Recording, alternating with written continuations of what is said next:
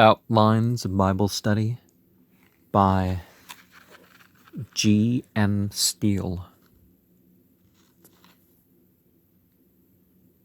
A 4 years course for schools and colleges. Late Principal of Wesleyan Academy,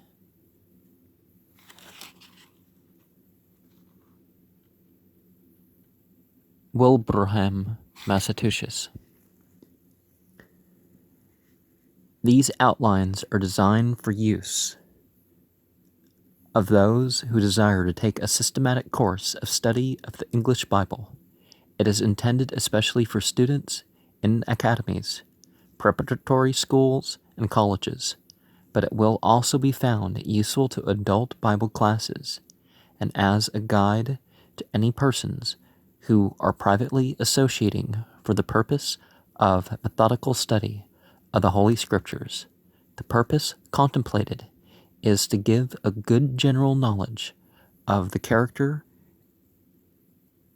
and contents of the Scriptures, using only the Bible as a textbook. The outlines are not given as lessons to be learned, but as guides and suggestions of the method.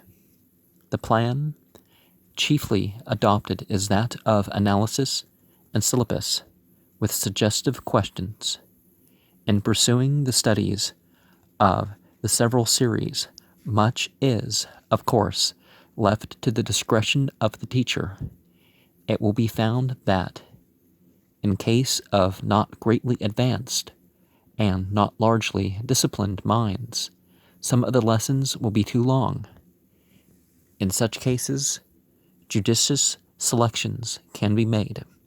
The work is divided into 4 series or courses, covering the study of 4 years. The first year's course embraces the patriarchal and Hebrew history, from the creation to the end of the reign of Solomon. The second course completes the Hebrew history. There are also added outlines of the poetic and prophetic books. The third course compromises the life of Christ as contained in the 4 Gospels. The fourth course embraces the history of the propagation of the Gospel as narrated in the Acts of the Apostles and illustrated in the Epistles and the Book of Revelation. In the Hebrew history, the Bible narratives are followed somewhat minutely, with the exception of that part of the Pentateuch containing the ceremonial law, which is only slightly treated. The poetic and prophetic books are gone over much more cursorily, and the study is more nearly analogous to the study of authors in courses of literature in our schools. It is only intended to give a good knowledge of the general character, purpose, style, and religious teachings of these books. The introductions here are much more full, both containing the information not readily accessible to the ordinary student, and grouping in convenient forms some of the matter contained in the books themselves. In the life of Christ, it has been the design to present the events in their chronological order, and also to harmonize the different narratives. Dr. Strong's Harmony of the Gospels has been followed, for the most part. The treatment of the propagation of the Gospel is similar to that of the life of Christ. That is, it is treated chronologically, the history and the epistles being taken together in the order of time. This gives added interest to both, as well as a pleasing variety by the change from one to the other. The introductions, both here and in the life of Christ, are more full than in the Hebrew history. They are designed to be suggestive and stimulating, not substitutive, in relation to the sacred text. The plan throughout is to keep simply to the study of the Word itself, and it is believed that there is not a question or item anywhere in the in the series that contains a denominational implication or indicates a preference for any theological party among those who regard the Scriptures as a divine revelation. It will be found in practice better sometimes to vary the order of study in the outlines to a certain extent.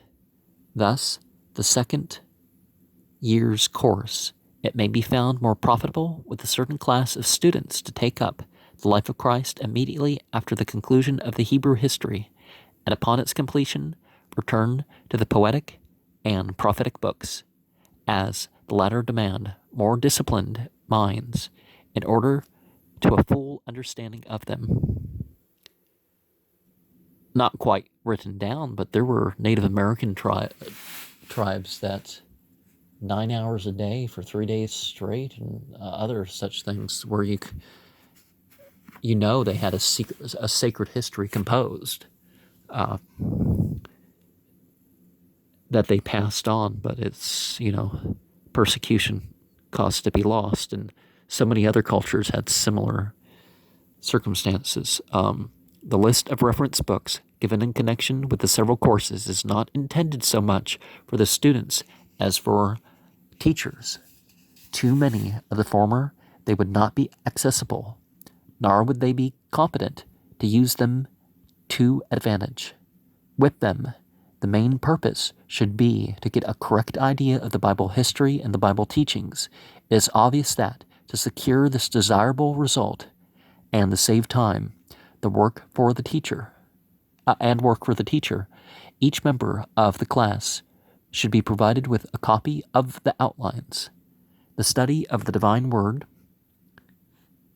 pursued in this way has been found exceedingly interesting and profitable, and has attracted much attention from those who have been cognizant of it. That the students of our American schools should become at least as well acquainted with the sources of our religion as they are required to do with those of ancient heathen nations. Well, heathen and pagan really come from material culture reference rather than actual difference in religion. Because it's like if you call Christians monotheist or monotheistic, well, isn't pretty much every other faith in that category too? The term ceases to mean anything, so why even use it?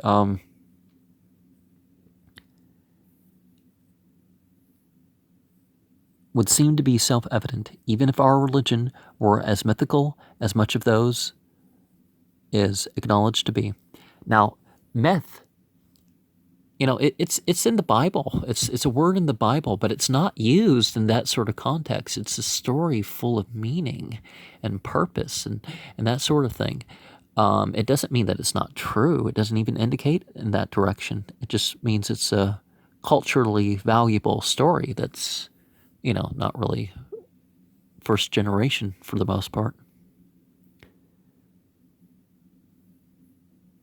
How much more, not only when a large majority of our citizens recognize it to be the true and only religion, but when it is made the basis of our civilization and is implied and involved in our whole national life, yet the ignorance of the large proportions of even educated and fairly intelligent people among us of the Bible is plainly obvious, that some method should be devised that would make the study of these sacred writings as attractive as that of any other literature is very desirable, that this humble attempt in this direction, if not a great success, may not prove a failure, is the hope of the compiler of these outlines. The thanks of the author and publisher are due to the Reverend Francis N. Pelubet, Doctorate of Divinity, for valuable suggestions in the preparation of the list of reference books. Wesleyan Academy, Wilbraham, Massachusetts, June 1889, Era Vulgaris.